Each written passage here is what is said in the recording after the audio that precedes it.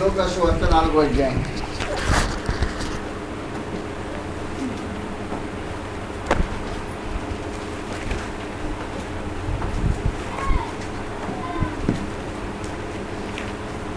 మనం ఎంత గట్టిగా పట్టుదలగా దైవ సహవాసాన్ని కోరుకుంటామో పరలోకమందున్న దేవుడు మనల్ని పరీక్షిస్తుంటాడు.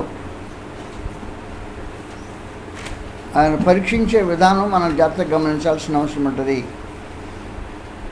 లూకాసు వార్త 4వ అధ్యాయంలో 27వ వచనం. మరియు ప్రవక్తలైన ఎలీషా కాలమందు ఇశ్రాయేల్లో అనేక రోగులుండినను సిరియా దేశస్థుల నయమాను తప్ప మరి ఎవడనూ శుద్ధినందలేదని నేను మీతో నిశ్చయముగా చెప్తున్నా. ప్రభువైన యేసు ఒక చరిత్ర సందేశాన్ని వారికి వినిపించాడు. చరిత్ర సందేశం ఏమంటే, ప్రవక్త అయిన ఎలీషా కాలంలో, ఎలీషా ఈ కాలము ఆహాబు యెజెబెలు కుమారుడైన రెండవ కుమారుడైన యెరోబోము పరిపాలన కాలము.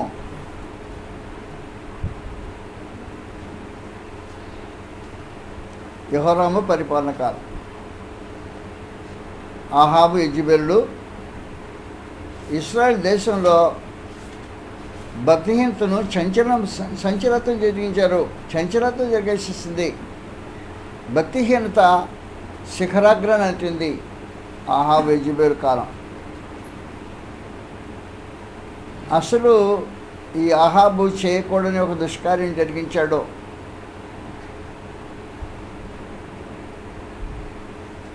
యెజ్బయలు కుమార్తె అంటే బయలుదేవత ఆరాధన చేసేవాడి కూతురు. యెజ్బయలు కుమార్తె అయిన యెజెబెలును వివాహం చేసుకోవటం ఇశ్రాయేల్ రాజు చేసిన మొదటి పొరపాటు. జరగకూడని కార్యక్రమం జరిగింది. యెజెబెలు చాలా గట్టి చిత్తం కలిగిన స్త్రీ. బహు గట్టిగా ఏది పట్టుకున్నా గట్టిగా పట్టుకోగలిగిన సామర్థ్యం కలిగిన వింతైన స్త్రీ. అంటే ఆమెకు గట్టి అయిన ఐరన్ విల్ అంటారు దాన్ని. అంటే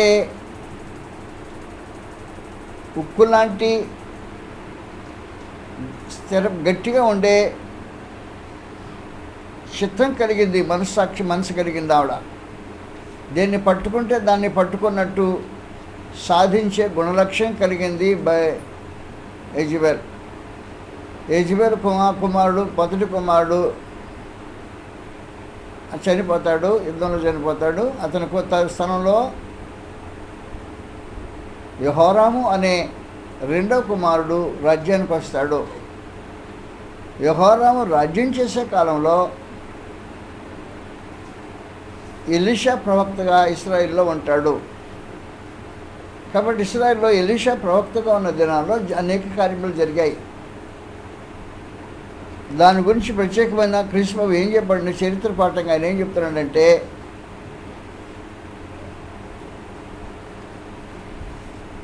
ప్రవక్త అయిన ఎలీషా కాలమందు అన్నాడు.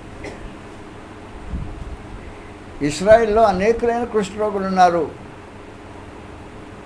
కానీ సిరియా దేశంలో కుష్ఠరోగి అయిన నయమాను ఒక్కడే స్వస్థత పొందాడు. ఇశ్రాయేల్లో ఉండే ప్రజలు ఎవరు కుష్ఠరోగులు స్వస్థత పొందలేదు. స్వదేశస్థుడు స్వస్థత పొందరా, పరాయి దేశస్థుడు నయమాను స్వస్థత పొందాడని ప్రభువైన యేసు ప్రత్యేకించి తెలియజేశాడు. ఈ కథలో పరమంతుడు దేవుడు ఏం చేస్తున్నాడంటే, నువ్వెంత స్థిరంగా దేవుని సన్నిధానాన్ని కోరుకుంటావో, లేకపోతే ఏదైనా శోధన వస్తే దేవుని సముఖాన్ని విడిచిపెట్టి ఎలాగూ మనిషి వెళ్ళిపోతాడో, ఈ శోధన సమయంలో మానవ మనసు ఎలా పయనిస్తుందో ఆ సంగతి తెలియజేయడానికి ఈ ప్రత్యేకమైన ఉదాహరణ తెలియజేయబడింది. కాబట్టి 2వ రాజుల గ్రంథం 5వ అధ్యాయంలో ఒక విశేషమైన గాథ. 2వ రాజులు 5వ అధ్యాయం. 5వ అధ్యాయంలో ఏం జరిగిందంటే, ఇశ్రాయేలీయులను సిరియా రాజు ఒక సైన్యాధిపతి, సిరియా రాజు సైన్యాధిపతి నయమాను అని ఒకడుండెను. అతని చేత యెహోవాయే సిరియా దేశమునకు జయము కలుగు చేయుచుండెను కనుక అతడు తన యజమాని దృష్టికి ఘనుడై దయ పొందినవాడాయను. అతడు మహా పరాక్రమశాలి అండేను కానీ అతడు కుష్ఠరోగి. మహాపరాక్రమశాలి అయిండని కానీ కుష్ఠరోగి. అందువలన సిరియన్లు గుంపులుగా బయలుదేరి ఇశ్రాయేలు దేశం మీదకి పోయిండిరి. వారు అచ్చటి నుండి ఒక చిన్నదాన్ని చెరకొని తెగ, అది నయమాను భార్యకు పరిచారం చేయుచుండెను. అది సంగతి. చిన్నది, స్థిరమైన మనసు కలిగింది, ఆత్మ సంబంధమైన కళ్ళు కలిగింది, మనోనేత్రములు వెలిగింపబడింది.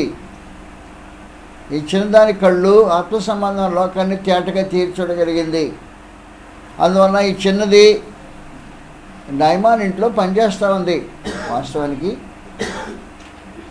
ఇశ్రాయేలు జనాంగానికి కుష్ఠరోగం అంటే అలర్జీ. కుష్ఠరోగులు ఇశ్రాయేలు దేశపు సరిహద్దుల్లో అంటే పట్టణం సరిహద్దుల్లో ఉండకూడదు. ఏ పట్టణమైనా, మీ ఊరుందనుకో,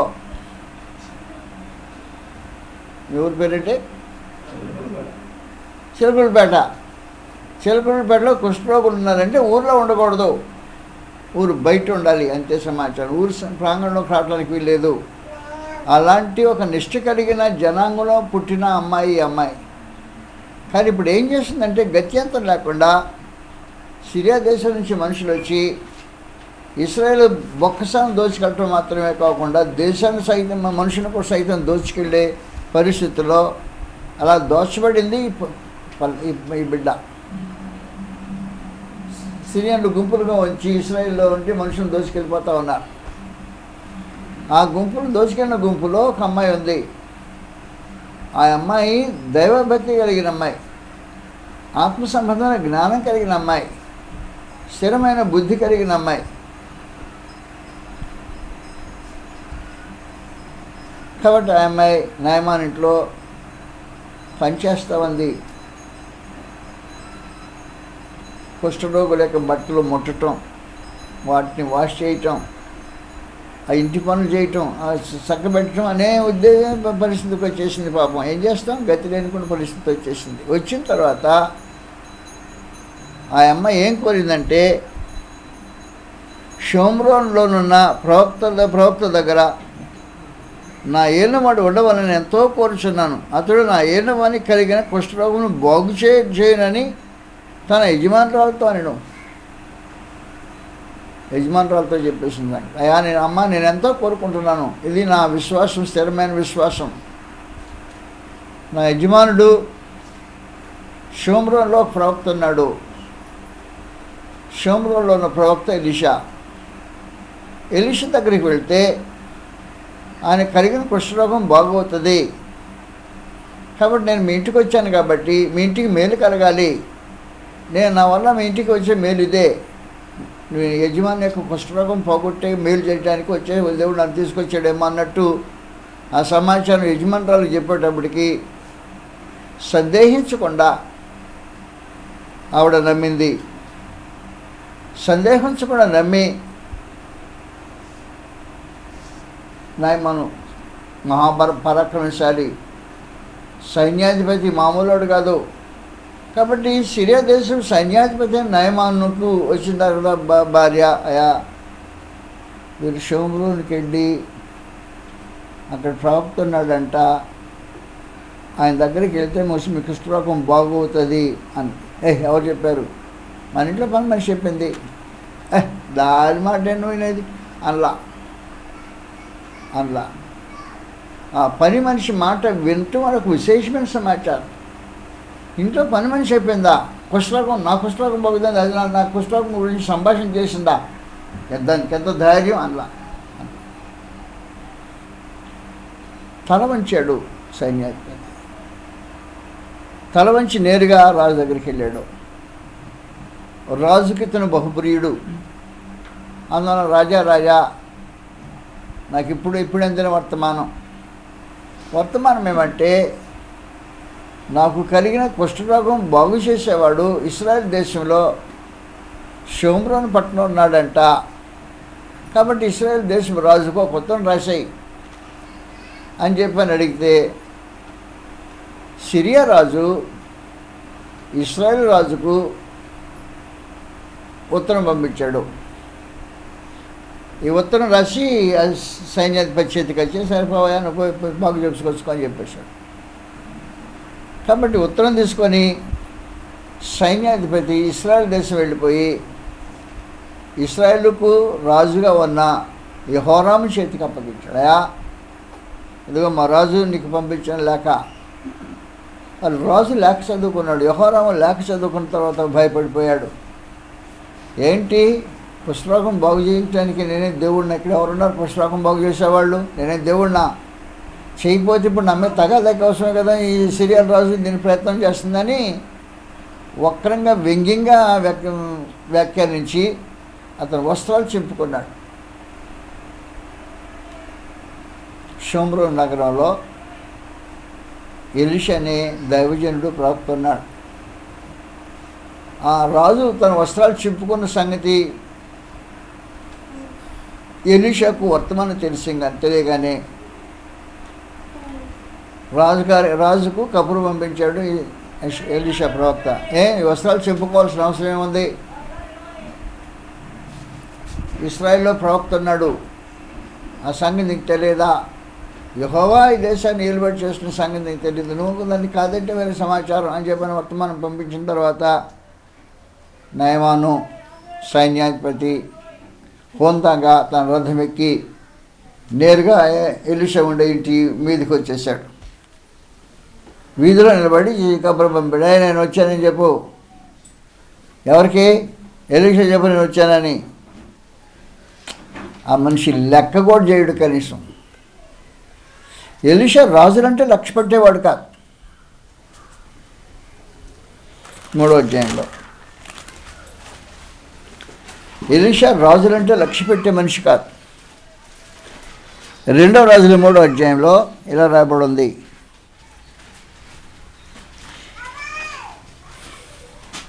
12వ వచనం నుండి 2వ రాజులు 3వ అధ్యాయం 12వ వచనం నుండి, యెహోషాపాతు యెహోవా ఆజ్ఞ అతని ద్వారా మనకు దొరుకునేను. ఇశ్రాయేలు రాజును యెహోషాపాతును ఎదోము రాజును అతని యొద్దకు పోగా ఎలీషా ఇశ్రాయేలు రాజును చూచి, ఇశ్రాయేల్ రాజు అంటే ఎవరని చెప్పాను? యెహోరాము. ఇశ్రాయేల్ రాజును చూచి, నాతో నీకు నిమిత్తమేమి?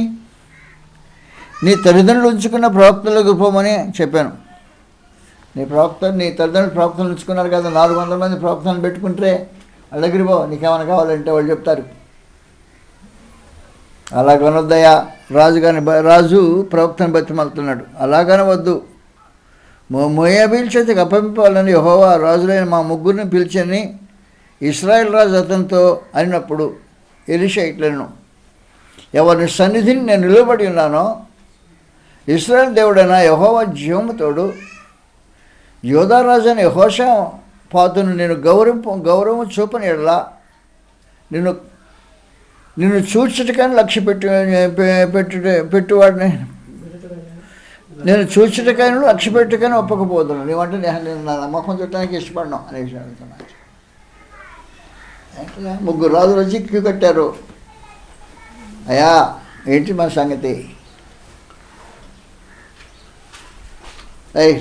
వెళ్ళిపో అక్కడికి, నీ ముఖం చూడటానికి కూడా నాకు ఇష్టం లేదు. యెహోషాపాతు అన్నాడు, దైవభక్తి కలిగిన వాడు, యెహోవాను ఆశ్రయించిన వాడు, అతను నీతి మీతో వచ్చాడు కాబట్టి అతని ముఖం చూసి మిమ్మల్ని గౌరవిస్తున్నాం, మిమ్మల్ని రాణిస్తున్నాం, మాట్లాడిస్తున్నాం మిమ్మల్ని.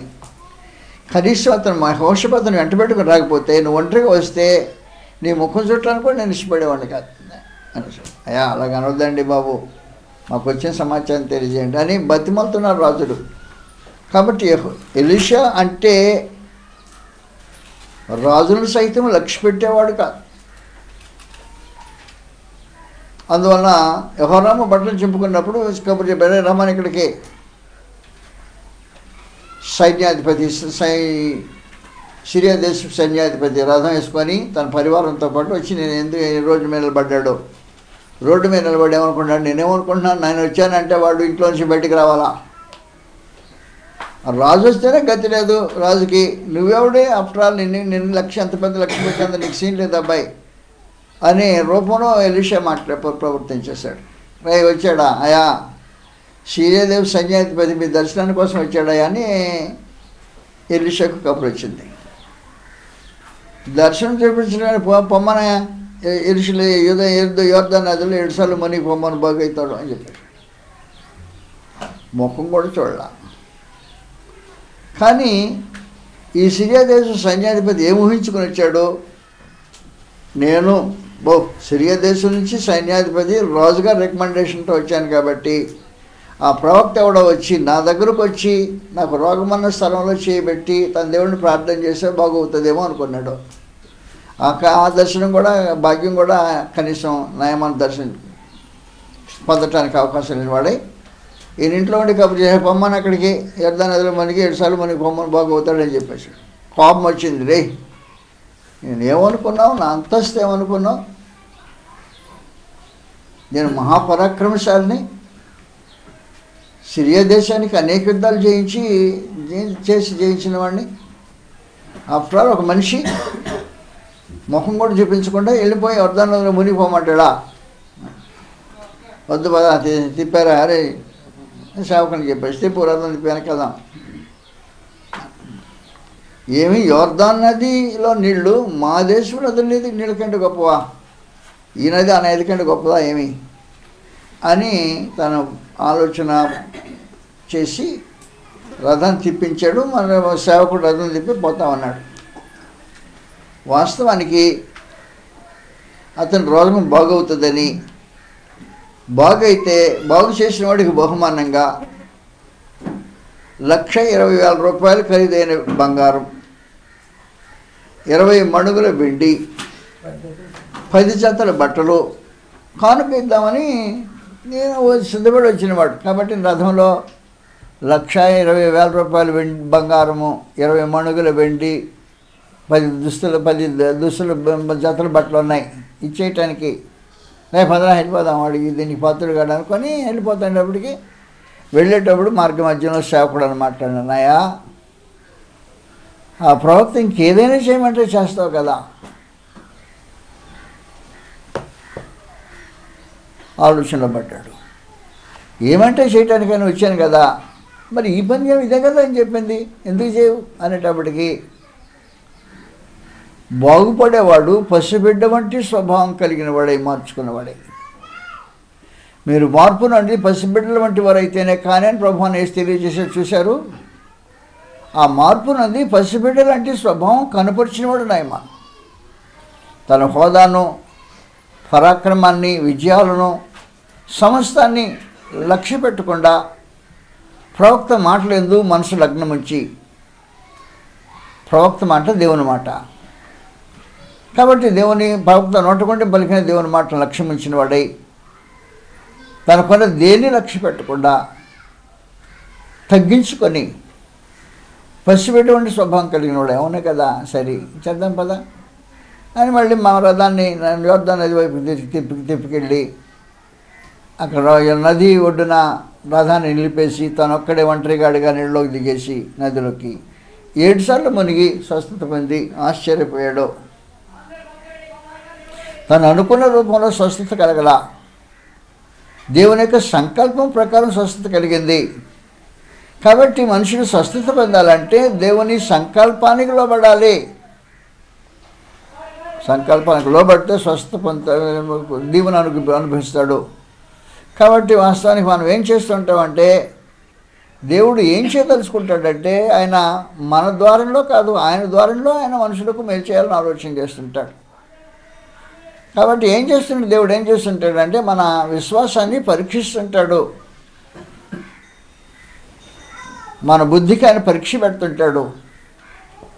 కాబట్టి బుద్ధికి పరీక్ష పెట్టాడు. ఎవరు బుద్ధికి పరీక్ష పెట్టాడు? నయమాను బుద్ధికి పరీక్ష పెట్టాడు. తన అంతస్తుకు పరీక్ష, తన పరాక్రమానికి పరీక్ష, తన బుద్ధి విజయాలకు పరీక్ష.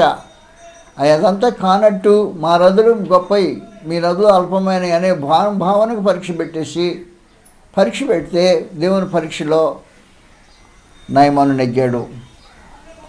అందువలన దేవుని మాటలు ఎందుకు లక్ష్యముంచితే దీవించబడతారే తప్ప సొంత ఆలోచన కలిగి దీవించబడటం అంటే జరిగే కార్యక్రమం కాదు.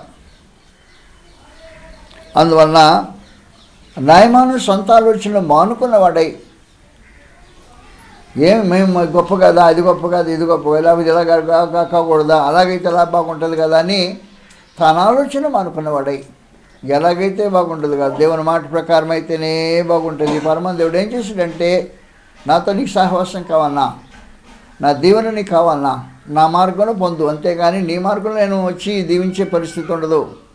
అది మానుకోవాల్సిన సంపూర్ణమైన సమాచారం వివరించేశాడు. కాబట్టి నయమాను ఏం చేశాడంటే, దేవుని మాటలను విశ్వసించి మారు మనసు పొందంటే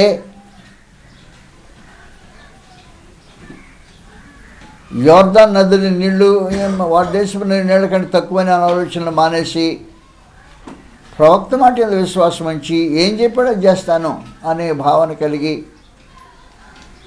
లోబడినప్పుడు ఏం జరిగిందో మనందరికీ తెలుసు. కుష్ఠరోగం పోయిన వెంటనే నయమాను ఏం చేశాడంటే, తిరిగి నేరుగా స్వదేశానికి వెళ్లకుండా రథాన్ని నేరుగా ఈసారి రోడ్డు మీద పెట్టడం, నేరుగా ఇంటికి వచ్చి దర్శనం.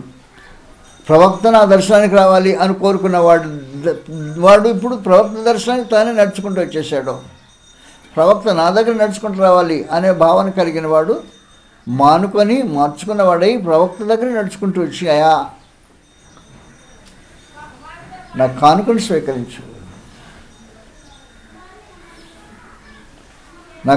స్వీకరించు అని దీనాలాపన చేస్తున్నాడు. 1,20,000 రూపాయలు బంగారం, 20 మణుగుల వెండి, 10 జతల బట్టలు దయచేసి స్వీకరించమని బతిమంటే ఆయన కొద్దిపో.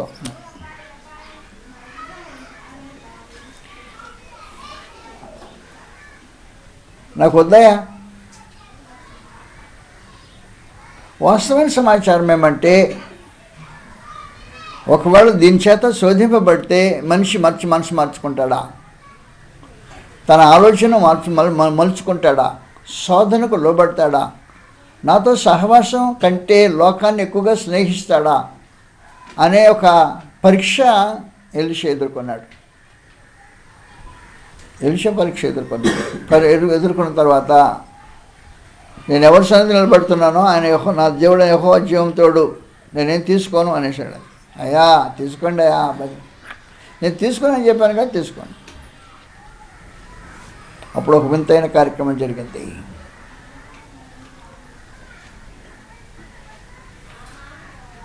ఎలీషా దగ్గర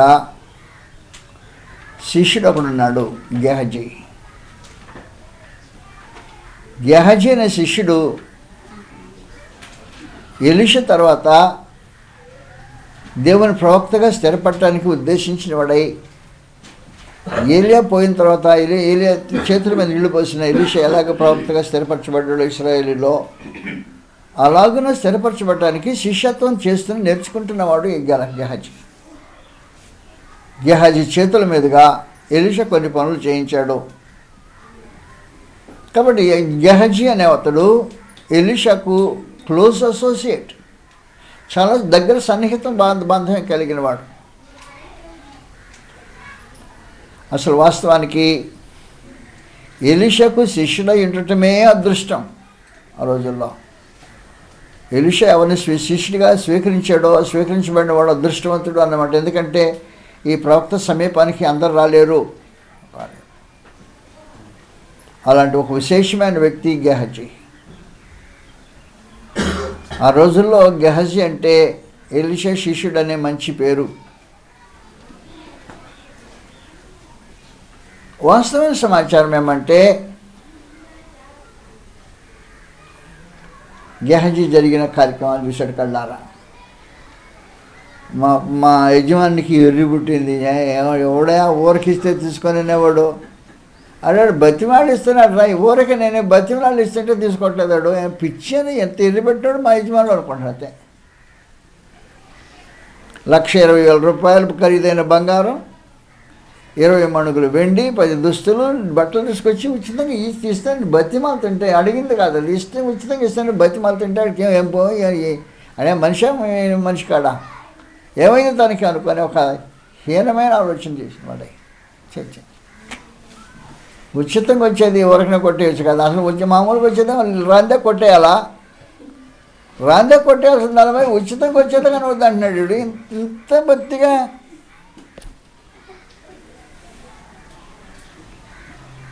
దేవుని సహవాసం, దేవుని సన్నిధి అనేది ఎలీషా యొక్క ప్రత్యేకత.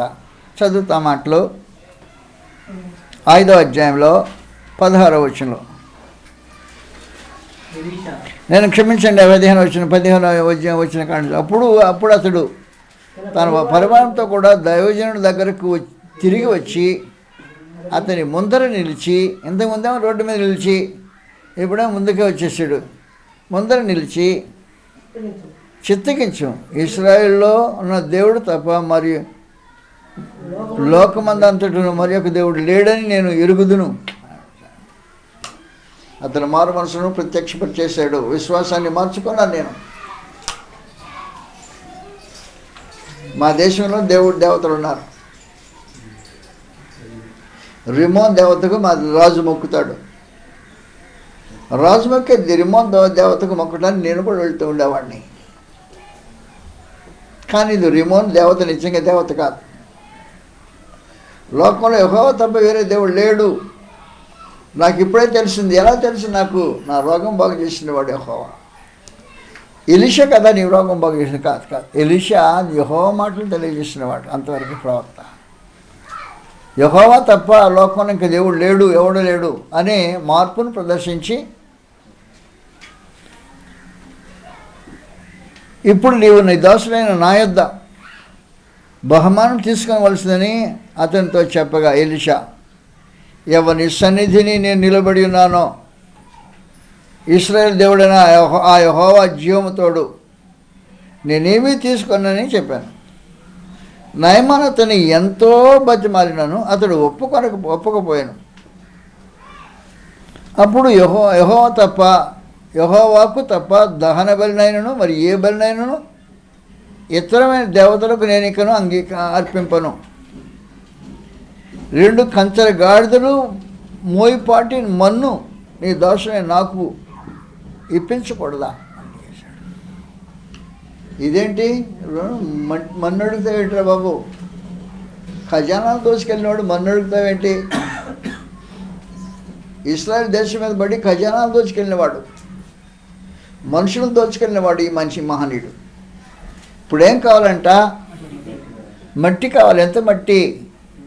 ఏ మట్టి తోకునేదో నిన్ను అడ్డగించేది ఎవడో? నేను తోకెళ్ళిన మట్టిలో విలువ ఉండదు. నీ మాట చొప్పునిచ్చే మట్టిలో విలువ ఉంటుంది. నేనేమనుకున్నాను ముందు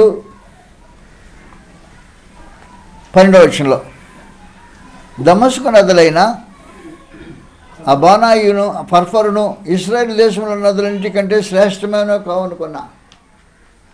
ఇప్పుడు నదులు శ్రేష్టమైనవి కాదు. ఇశ్రాయేల్ దేశంలో ఉన్న నది యోర్దాను నదికి సాటి అయిన నది మా దేశం నదులు కావు అనేసాడు. కానీ ఇశ్రాయేల్ దేశంలో మట్టి సిరియా దేశంలో మట్టి కంటే గొప్పది. కారణం ఏమంటే ఇక్కడ దేవుడు యెహోవా దేవుని ప్రాంగణ మట్టి యొక్క విలువ. కానీ నేను దోచుకెళ్తే దానికి విలువ ఉండదు. నీ అనుమతితో ఇస్తే మట్టి విలువ అయింది ఉంటుంది. యెహోవాకు తప్ప మరి ఏ దేవునికి ఏ దేవతకి నేను ఇక మీద దహన బలినైనా ఏ బలినైనా అర్పించను, యెహోవా తప్ప వేరే దేవుడు లేడు, ఆయనకి తప్ప నేను ఎవరిని సేవించునని ఒక స్థిరమైన మారు మనసు పొందినవాడు నయమాన్. దూరదేశస్థుడు యెహోవాను ఆశ్రయించిన వాడు నయమాన్. అన్ని జాతి వాడు, ఇశ్రాయేలుతో సంబంధ బాంధవ్యం లేనివాడు, యెహోవా యొక్క మహిమను కనులారా కనుగొని ఆయన ఆశ్రయించటకు తీర్మానం చేసుకునేవాడు నయమాన్.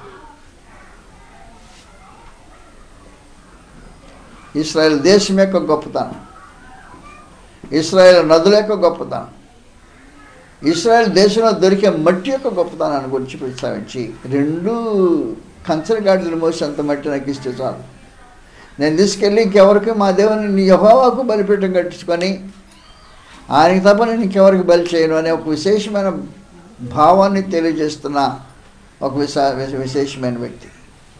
నేను యెహోవాతో సహవాసం చేస్తాను, యెహోవాతో భయభక్తి కలిగి ఉంటాను, ఆయన నామాన్ని స్మరిస్తాను, ఆయనకు దహన బలైన ఏ బలైనా అర్పిస్తాను, ఆయనకు మాత్రమే అర్పిస్తాను, అర్పించడానికి ఒక మట్టి తీసుకెళ్తాను. మా దేశంలో మట్టితో బలిపీఠం కట్టడం బాగోదు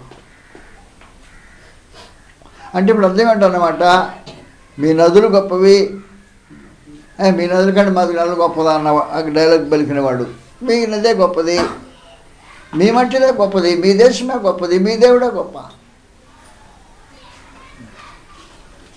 మీ దేవుడే గొప్ప. అలాంటి దేవుడు ఎవరు లేరు భూమి మీదక. మీ దేవుని గొప్పతనము మీ నదికి వచ్చింది, మీ మట్టికి వచ్చింది, మీ మనుషులకు వచ్చింది. కాబట్టి నేను యెహోవాను ఆశ్రయించేవాడిని, మనసు మార్చుకున్నవాడు నయమాన్. దేవునితో సహవాసం పెంచుకున్నవాడు నయమాన్. చిన్న బిడ్డలాగా మార్చుకున్నవాడు నయమాన్. విధేయతను కనుపరిచినవాడు నయమాన్. విశ్వాసాన్ని ప్రదర్శించినవాడు నయమాన్. విధేయుడైన వాడు నయమాన్. తిరిగి కృతజ్ఞతలు సమర్పించడానికి వచ్చినవాడు నయమాన్. అయ్యా దయచేసి ఈ అంగీకరించండి, బహుమానం అంగీకరించండి. యెహోవా జీవంతుడు, నేను ఆయన సందులో నిలబడ్డాను. ఎలాంటి శోధనలకు నేను లోబడేవాడు కాదు, శోధనకు లోబడేవాడు కాదు. ఎవరు? ప్రవక్త ఎలీషా. నాకు దేవుని సన్నిధి కాబట్టి ఎవరి సన్నిధి నిలబడ్డాను అనేది అతని డైలాగ్ యొక్క విశేషమైన సంగతి. మీరు జాగ్రత్త చూడండి, 3వ అధ్యాయంలో కూడా అదే డైలాగ్ కనపడుతుంది. 14వ వచనం, 3వ అధ్యాయం 14వ వచనంలో, ఎవరిని సన్నిధిని నేను నిలబడి ఉన్నానో, ఇశ్రాయేలు దేవుడు అని యెహోవా జీవముతోడు, యోధారాజుని యెహోషాపాతును నిన్ను గౌరవం చేయని ఎడల నిన్ను చూచుటకైనను లక్ష్యపెట్టుకైనను ఒప్పుకొనకపోదును. యెహోవా జీవంతోడు. ఎవరితో నేను సంబంధం కలిగి ఉన్నా తన దేవుని సహవాసంతో ఆయన సన్నిధితో పాటు తోడు పెట్టుకుని మాట్లాడుతుంటాడు. విశేషమైన సంగతి, దేవుని సన్నిధానాన్ని విడలేని బాంధవ్యమును పెంచుకున్నవాడు ఎలీషా. దేవుని సన్నిధానాన్ని విడలేను, నీ బహుమానం నాకు అవసరం లేదు, నాకు అవసరం లేదే, ఏం చేసుకుంటాను, నేను సంతోష సహితమైన దైవభక్తి కలిగిన వాడిని అంత విశేషించి ఎలీషా భక్తుడు సంతుష్టి సహితమైన దైవభక్తి గలవాడని రుజువు చేసుకున్న ప్రత్యేకించి 1 తిమోతి పత్రిక 6వ అధ్యాయంలో సంతుష్టి సహితమైన దైవభక్తి, 1 తిమోతి 6వ అధ్యాయం 6వ వచనం రాబడింది. సంతుష్టి సహితమైన దైవభక్తి గొప్ప లాభసాధనమైనది. మనం ఈ లోకంలోనికి ఏమీ తీసుకొని రాలేదు, ఏమీ తీసుకొని పోలేము కనుక వర్ణ వస్త్రములు కలవర్మై. కాబట్టి సంతుష్టి సహితమైన దైవభక్తి అంటే ఏంటో నయమానుకు, క్షమించండి, ఎలీషాకు తెలుసు. సంతుష్టి సహితమైన దైవభక్తి అంటే ఏంటి? ఎవడేది ఇస్తే ఆశించి తీసుకోవటమేనా? తాను చేసిన మేలుకు ప్రత్యుపకారం పొందటమేనా? ఆలోచన చేయటమేనా? సంతుష్టి సహితమైన దైవభక్తి గొప్ప లాభ సాధనమైనది. మనం ఈ లోకంలోనికి ఏమీ తెలియదు, ఏమీ తీసుకొని పోలేం. కాగా అన్నవసరములు కలవర్మై తృప్తి పొందిందము, ధనవంతులగుటకు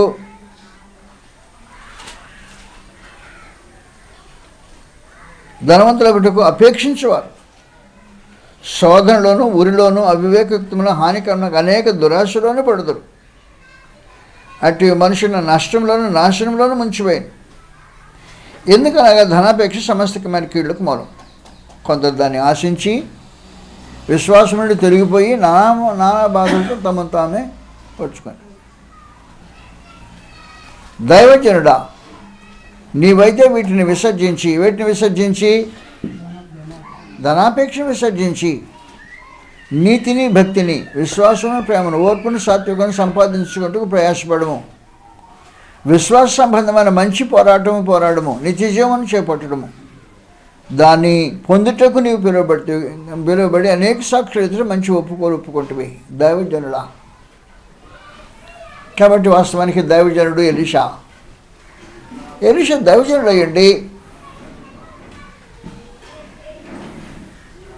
సంతుష్టరహితమైన దైవభక్తికి మారుపేరు అయ్యండి దేన్ని ఆశించిన వాడయండి ఎవరి సన్నిధిని నిలిచున్నానో జీవం గల దేవుడిని యెహోవా తోడు జీవం తోడు నాకు అవసరం లేదు, నేను ఆశించేవాడిని కాదు.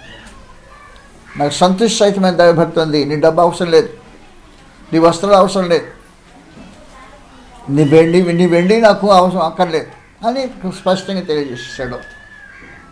పక్కన గెహజీ చూస్తూ ఉన్నాడు పరిస్థితి.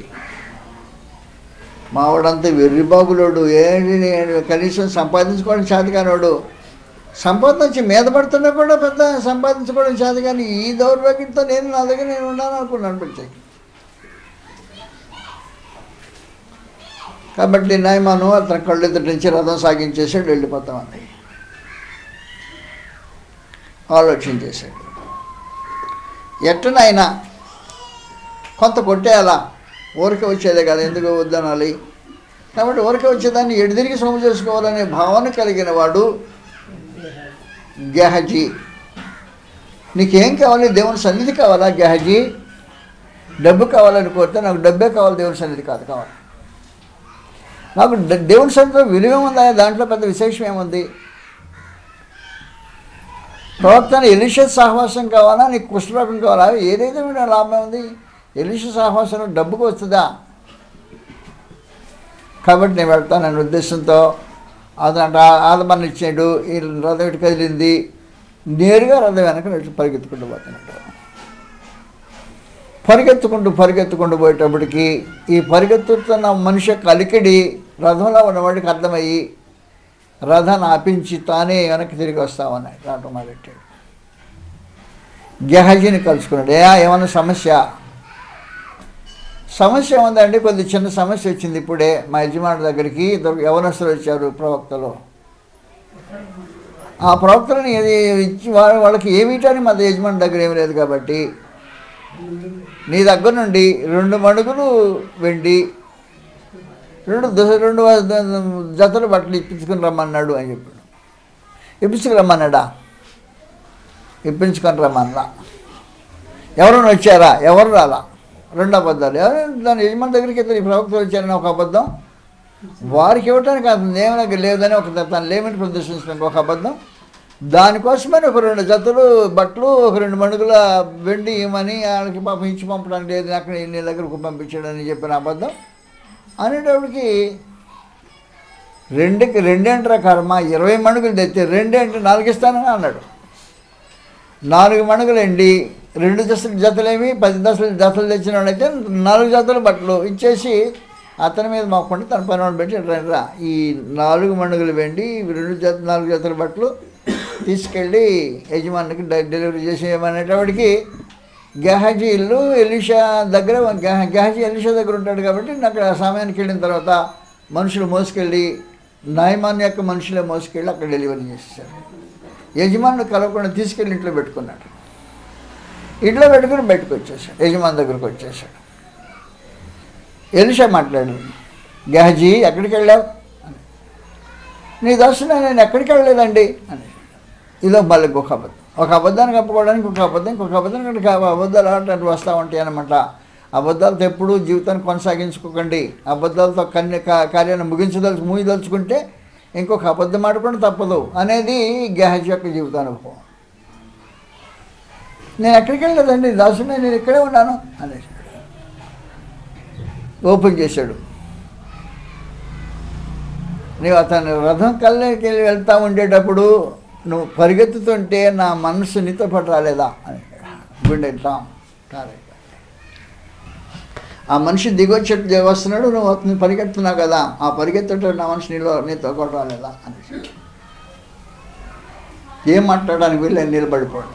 అప్పుడు ఏమన్నాడంటే, జాగ్రత్త గుర్తుపెట్టుకోండి, నేనేం చెప్తున్నాను మీకు జాగ్రత్త గుర్తుపెట్టు, మీకు అర్థమైతే దేవుని సన్నిధి నుండి మనుషులను దూరం చేయటానికి శోధనలు వస్తాయి. శోధనలు దేవుడు వచ్చినప్పుడు నేను పరీక్షిస్తుంటాడు. దేవుని పరీక్షకి శోధనలోనే మనుషులు నిలబడాల్సిన అవసరం ఉంది. 2వ రోజుల గ్రంథంలో 5వ అధ్యాయం నుంచి మాట్లాడబడింది. 24వ వచనం, మెట్ల దగ్గరకు వారు రాగానే వారి యొద్ద నుండి గెహజీ వాటిని తీసుకొని ఇంటిలో దాచి వారికి సెలవు ఇవ్వగా వారు వెళ్ళిపోయి, అంటే నయమాను సేవకులు అన్నమాట.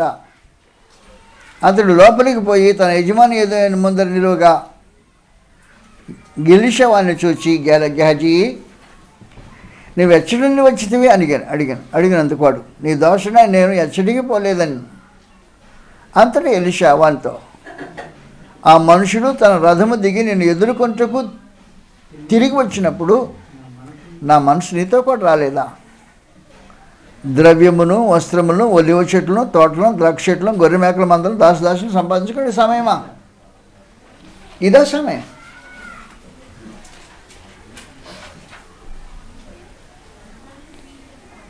ఒలివ తోటలను, ద్రాక్ష తోటలను, గొర్రె మేకల మందలను, దాసుదాసులను సంపాదించుకునే సమయమా? ఇప్పుడు రాశాడు. నయమాన్ దగ్గర నుంచి కుష్ఠరోగం పోయింది. ఆ కుష్ఠరోగం నీకు నీ తరతరాలకు వెంటాడిపోతుంది అని చెప్పేశాడు. సన్నిధి నుండి వెళ్ళిపోయిన వాడై, తరుమబడిన వాడై. అందువలన వాస్తవంగా ఏం జరుగుతుందో మీరు జాగ్రత్త గుర్తుపెట్టుకోవాలి. ప్రభువైన యేసు శిష్యులు ఎలీషా శిష్యుల కంటే గొప్పవాళ్ళు.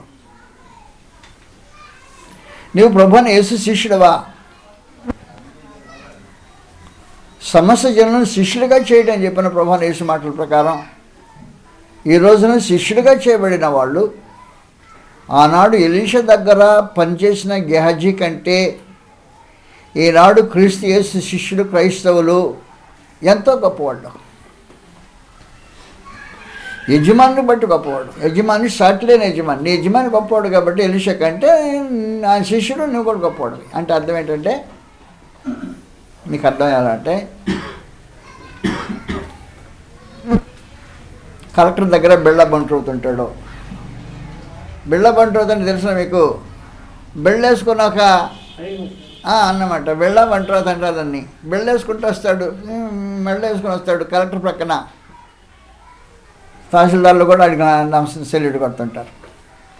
ఎందుకంటే తహసీల్దార్ యజమానుడు గొప్పవాడు కాబట్టి తహసీల్దార్ దగ్గర ఉన్న బిళ్ళ బంట్రోతు వేరే, కలెక్టర్ దగ్గర ఉన్న బిళ్ళ బంట్రోతు వేరే. వ్యత్యాసం ఇదేని బట్టి, యజమాని బట్టి వ్యత్యాసం. అలాగున ఎలీషా దగ్గర ఉన్న గెహజీ కంటే ఈరోజున క్రీస్తు యేసు దగ్గర ఉన్న ఈ బిళ్ళ బంట్రోతులు, క్రైస్తవులు చాలా ఎక్కువ. నీకు నిజంగా నిత్యత్వం కావాలన్నా, నీకు నిజంగా క్రీస్తు సహవాసం కావాలన్నా, నిజంగా క్రీస్తు సహవాసం కావాలంటే ఏం చేయాలి? నువ్వెంతగా క్రీస్తు సహవాసం కోరుతున్నావో నీకు వచ్చే శోధన తెలియజేస్తుంది. ఎంత శోధన వచ్చినా నాకు కావాల్సింది క్రీస్తు ప్రభు యొక్క సహవాసమే అన్నట్టు, ఎలీషాకి ఎంత శోధన వచ్చినా ముట్టుకోను అన్నట్టు, మనుషులు ఈ రోజులు ఏమన్నారంటే సంతృష్టి సహితమైన దైవభక్తి నేర్చుకోవడానికి ఈ రోజున పరలోకమందు దేవుడు క్రైస్తవులకు అవకాశం అనుగ్రహించాడు. సంతృష్టి సహితమైన దైవభక్తి నేర్చుకుంటున్నావా? లేదేదో వచ్చింది అని దాన్ని వెంటబడటానికి ప్రయాకులాడుతున్నావా? ప్రాకులాడుతున్నావా? ఈ ప్రాకులాట ఏం సంపాదించుకోవడానికి ఒలివ చెట్లు తోటలు సంపాదించుకుంటాను, ద్రాక్ష తోటలు సంపాదించుకుంటాను, గొర్రె మేకల మంద సంపాదించుకుంటాను, దాసు సంపాదించుకుంటాను. ఇది సమయమా? ఈ సమయము దేనికి సమయం అంటే క్రైస్తవులకు వేరే ఈ సమయం దేని సమయమో ప్రత్యేకించి మొదటి తిమోతి పత్రికలో రాబడింది.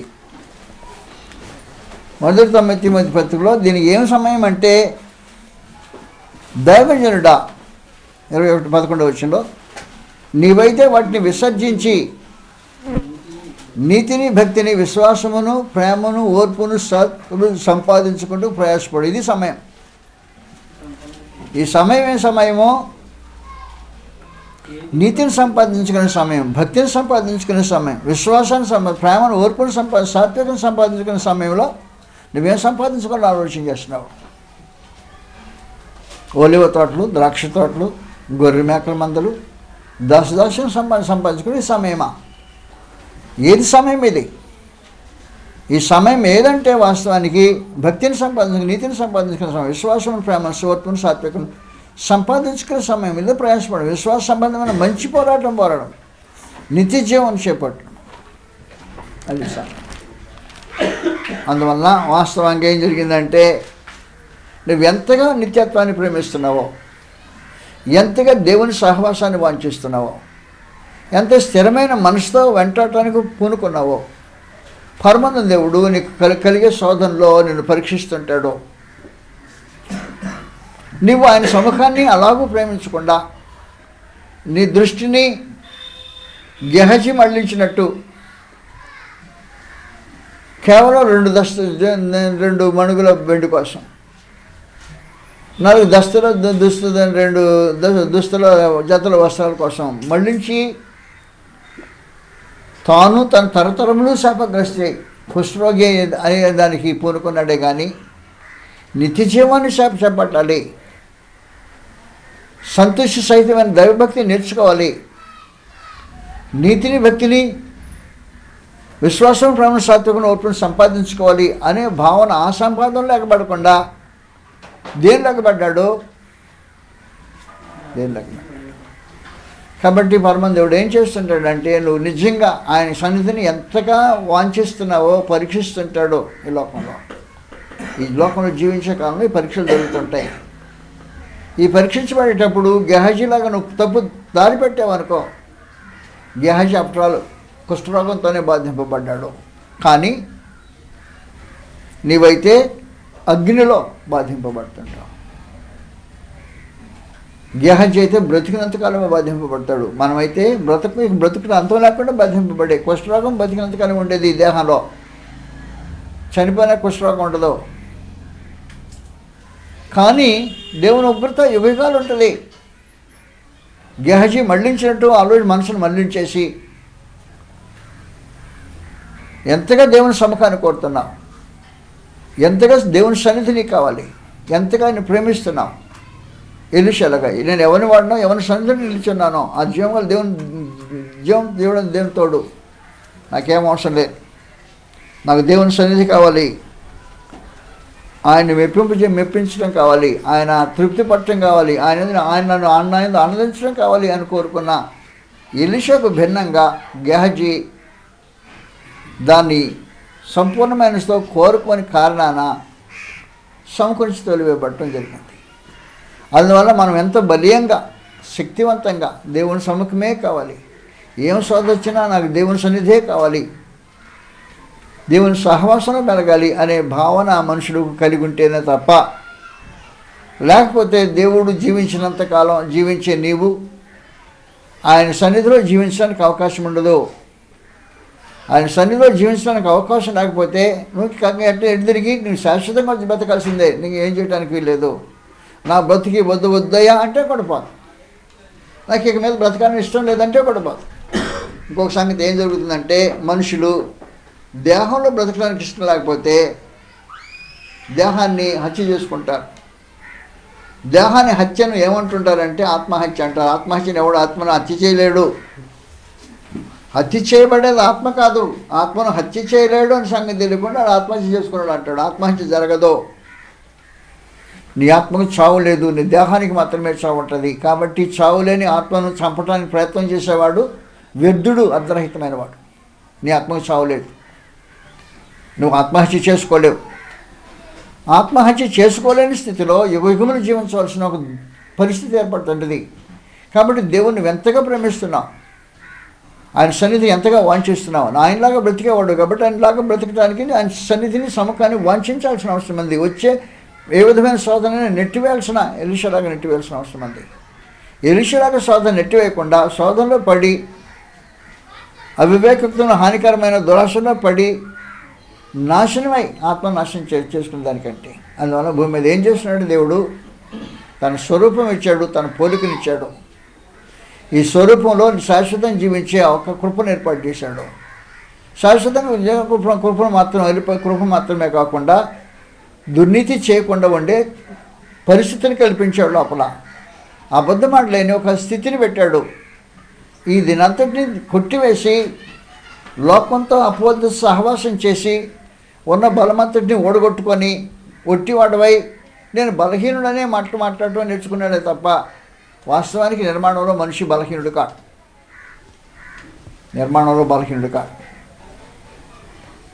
ఈ బలహీనైతే ఎలీషా కూడా బలహీనుడై ఉండాలి. ఎలీషా బలహీనుడు కాదు.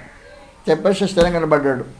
అరే నాకు నా దేవుని సముఖం కావాలి, ఆయన సన్నిధిలో నిలబడ్డాను రా, నా జీవం గల దేవుడు, ఆయన నా మాట తప్ప నాకు ఇంకేం అవసరం. వద్దు బా తీసుకోకడే, అయ్యా దండం పెట్టిన తీసుకో, నాకు వద్దు. ఆశించొద్దంటే ఏంటి వీడికి ఎటు పరిస్థితిని పట్టిందా? నాకు పరలోకం కావాలా, నాకు ఇది అక్కర్లా.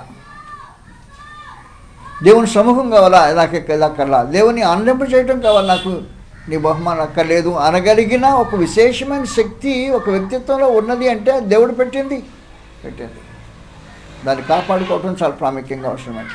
దేవుడు స్వరూపం ఇచ్చినప్పుడు శాశ్వతంగా బ్రతికే అవకాశం మాత్రమే కాకుండా దుర్నీతి జరిగించని ఒక స్థితిని పెట్టి, అబద్ధమాడజాలని స్థితిని పెట్టి, దేవుని ప్రేమస్వరూపాన్ని పెట్టి ఎంత చేసినా రూపం రూపించితే వాళ్ళన్నింటినీ పోగొట్టుకొని అపవాదిని స్నేహించి వాడి బుద్ధులని నేర్చుకొని వాడి లక్షణాలు సంక్రమింప చేసుకొని మీరు మీ తండ్రికి అపవాద సంబంధాలు, మీ తండ్రి దురాశలు నడుచుకుంటున్నారనే దుస్థితికి దిగజారాడు మనిషి అంటే ఖచ్చితంగా నరకపోతాడే. అందువలన పరమానంద దేవుడు నరుని గుప్పించి, ఎలా నువ్వు నరకానికి పోవటం న్యాయమేనా, నేను నరకానికి పోవటం న్యాయమేనా అని అడిగితే నీ అంతటి నీవే అయా కరెక్టేనండి నేను నరకపోతుండే అని నీ చేత ఒప్పించి పంపిస్తాడు నరకానికి. చూడు నిజాలు ఒప్పించి పంపించడం అనేది దేవుని యొక్క కార్యక్రమం. నువ్వు పాత్రుడే కదా. గెహజీ రాగం రావడం న్యాయమే కదా. ఆ న్యాయమేనండి అని వెళ్ళినట్టుగా దేవుని సముఖం నుంచి దూరం అయిపోయే మనుషుడు దేవుడు ఒప్పించి పంపించే ఒక విశేషమైన యోధా పత్రికలో మాట్లాడబడింది. యోధా పత్రికలో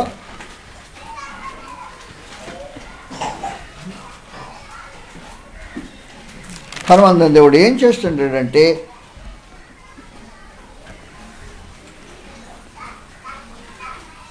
పద్నాలుగు వచ్చిన నుండి రాబడింది. ఆదాము మొదలుకొని 7వ వాడైన హనోకు కూడా వీరిని గురించి ప్రవచించి ఇట్లను అందరికీ తీర్పు తీర్చుటకును వారిలో భక్తిహీనులందరూ భక్తిహీనంగా చేసిన వారి భక్తిహీనమైన క్రియలను గురించి భక్తిహీనమైన పాపులు తనకు విరోధంగా చెప్పిన కఠినమైన మాటను గురించి వారిని ఒప్పించుటకును ప్రభు వేవేల పరిస్థితులు పరివారంలో ఒప్పించేయడానికి వచ్చేస్తాడు. కాబట్టి నేను ఒప్పించి శిక్షించే పరిస్థితిని దేవుడు కల్పిస్తుంటాడు. కాబట్టి ఒప్పించబడి శిక్షకు లోబడే ఒక దుస్థితి మనకు రాకముందు దయచేసి ఆలకించి మనము ఈ పరిస్థితి పొందడం న్యాయము అనే ఒక దేవుని కార్యక్రమానికి మనం లోబడే పరిస్థితి ఉంటుంది. కాబట్టి దేవునికి న్యాయమేనంట, నరకాన్ని పంపించడం దేవునికి న్యాయమేనంట. 2వ దశలోనికలు 1వ అధ్యాయంలో దేవునికి న్యాయమైన కార్యక్రమం చెప్పేస్తున్నాడు. కాబట్టి నువ్వు నరకాన్ని పోవడం నేను నరకాన్ని పోతాను న్యాయమే, నన్ను నరకాన్ని పంపించవచ్చు న్యాయమే దేవుడు చేసే పని అని ఒప్పించి నరకాన్ని పంపించే రోజు వస్తుంది. గెహజీని అతను ఎలీషా సముఖం నుంచి కుష్ఠరోగంతో ఒప్పించి పంపించడం ఒక విశేషమైన కార్యక్రమం జరిగింది. 2వ దశలోనికి 1వ అధ్యాయంలో ఏం మాట్లాడాడు. 6వ వచనం నుండి ప్రభువైన యేసు తన ప్రభావం కనపరిచే దూతలతో కూడా పరలోకం అగ్నిజంలో ప్రత్యక్షమై దేవుని ఎరుగని వారికి మన ప్రభువైన యేసుక్రీస్తు లోబడిన వారికి ప్రతిజ్ఞ చేయనప్పుడు మిమ్మల్ని శ్రమపరచే వారికి శ్రమ పొందిన మీకు మాతో కూడా విశ్రాంతి అనుగురించి దేవునికి న్యాయమే. కాబట్టి దేవునికి న్యాయమైన కాదు. మిమ్మల్ని శ్రమపరిచే వారికి శ్రమ, మీతో మాకు విశ్రాంతి అనుగ్రహించడం దేవునికి న్యాయమైన కార్యక్రమం జరిగిస్తుంటాడు. ఎలీషా గెహజీని కుష్ఠరోగంతో మత్తటం న్యాయమే. పరమందం దేవుడు మన నరకాన్ని పంపించడం న్యాయమైన సంగతి. ఒప్పించి పంపించడం ఒక కార్యక్రమం జరుగుద్ది. అన్యాయం తీర్పు జరిగింది, దేవుడు నాకు అన్యాయంగా తీర్పు తెచ్చాడు, నేను నాకు నిజంగా నరకానికి పోయేవాడిని కాదు, పరలోకానికి వెళ్ళాల్సిన వాడినే, కానీ పరలోకానికి వెళ్ళాల్సిన నన్ను దేవుడు నరకంలో వేశాడు, అన్యాయం చేశాడు అనే పరిస్థితి మన జీవితాలకు రాకుండా చేయడానికి దేవుడు యొక్క విశేషమైన కార్యక్రమం జరిగిస్తాడు. అందువల్ల దయతో మన వాళ్ళకించి మిమ్మల్ని ఎక్కువసేపు విసిగించాలని ఆలోచన లేకుండా నా ఉద్దేశం కలిగిన వాడిని ఏం చెప్తున్నానంటే, నువ్వు ఎంత గట్టిగా ఎంత స్థిరంగా దైవ సహవాసాన్ని కోరుకుంటున్నావు. ఏదన్నా శోధన వచ్చిన వెంటనే దేవుని సహవాసాన్ని మానేసి గెహజీలాగా ఆ కొంచెం వెండిని కొంచెం వస్త్రాలను ఆశించి, ఆ వెండి పనికిరాలా, ఆశించిన వస్త్రాలు రెండు పనికిరా, ఏది పనికిరాలా, ఏది పనికి రాకుండా తన సన్నిధి అక్కడి నుంచి వదిలిపెట్టి వెళ్ళిపోయే దుస్థితి కలిగిన సంగతి మన గ్రంథంలో తేడా చూసాం. అందువలన పరమంతుడు ఏం చేస్తుంటాడంటే, మనం ఎంత గట్టిగా స్థిరంగా పరలోకాన్ని వాంఛిస్తున్నాం. పాట పాడారు వరకనే, పాట అది వరకే వచ్చిన నోటికి వచ్చిన పాట. ఏం పాడాడు? ధర మాది కాదు పరలోకం మాదంట. నోటితో పాడినంత సులభంగా ఉండదు, అది వాస్తవమైన సమాచారం. ధర మీది కాదు పరలోకమే మీదంట. చూపాడు తండ్రి తన కృపను. అబ్బా, తండ్రి కృపను చెప్పిన మాట వాస్తవమే, కానీ జీవిత అనుభవం ఇదా? అనుభవం కాదు. అందువలన జీవిత అనుభవాలుగా ఈ సంగతిని మార్చుకొని కృప పొందాలని పరమందం దేవుడు తన స్వరూపాన్ని స్వభావాన్ని ఇచ్చిన తర్వాత ఆయన సన్నిధిలో ఉండటం అనేదే దేవుని యొక్క సంకల్ప భాగం. కాబట్టి అక్కడ ఆయన సన్నిధిలో ఉండకపోతే ఇంకో స్థలంలో ఉంటావు శాశ్వతంగా. ఆ శాశ్వతంగా ఉండబోయే స్థలము దేవుని నిరాకరించిన వారు ఉండబోయే స్థలం. అది అపవాదికి మన దూతలు సిద్ధపరిచిన నిత్యాగ్ని. దాంట్లో ఉండకుండా దేవుని సముఖంలో ఉండాలంటే పరమ దేవుడు భూమి మీద ఎందుకు పెట్టాడంటే మనల్ని ఎంత గట్టిగా పరలోకం కావాలని నువ్వు వాంఛిస్తావో దాన్ని పరీక్షించడానికి పెట్టాడు. కాబట్టి నువ్వు గట్టిగా పరలోకాన్ని వాంఛించితే, ఆ వాంఛించి దానికి తగినట్టుగా బ్రతికే వారిని తన సన్నిధిలోకి చేర్చుకోవాలని కృతనిశ్చయం కలిగిన వాడే దేవుడు తన సంకల్పాన్ని ఏర్పాట్లను చేసి పెట్టాడు. కాబట్టి ఆ దేవుని ఏర్పాటులోకి నిల్చోటానికి స్థిరమైన మనసు, స్థిరమైన ఆలోచనలు, శోధన ఇచ్చిన ప్రక్కకు తప్పుకొని వేరే మార్గాన్ని తీసుకొని ఒక రూపంలో మనుషులు నిలబడాలని పరలోకమంది దేవుడు కోరుతున్నాడు. అలా చేయటం దేవుడు తన కృపను మనం నిర్వహింపజేయను కాక ప్రార్థన చేసుకుంటాం.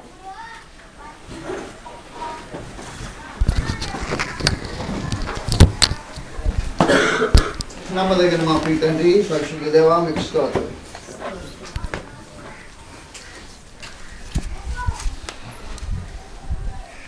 మేము ఎంతగా మీ సన్నిధిని వాంఛిస్తున్నామో